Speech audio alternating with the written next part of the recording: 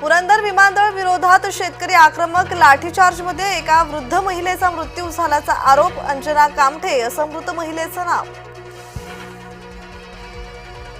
भारताच्या भीतीनं पाकिस्तानची घाबरगुंडी, उद्या पाकिस्तानचं संसदेचं विशेष अधिवेशन, राष्ट्रपती झरदारी यांनी मध्यरात्री घेतला निर्णय।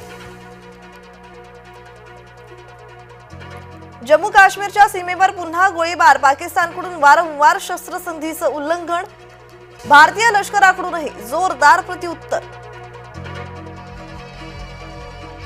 मुख्यमंत्री देवेंद्र फडणवीस आज सातारा दौऱ्यावर, महाबळेश्वरच्या महापर्यटन उत्सवाला उपस्थित राहणार, लेक परिसरात ड्रोन शोचं उद्घाटन। आमदार आणि शासकीय अधिकाऱ्यांमध्ये हमरी-तुमरी, पालकमंत्री गुलाबराव पाटील आणि यांच्या समोरच राडा, आमदार अधिकारी यांच्यात शाब्दिक बाचाबाची। रिक्षा संघटनांचं 21 मे पासून आंदोलन, ई बाईक टॅक्सीला विरोध, प्रादेशिक परिवहन कार्यालयासमोर निषेध आंदोलन।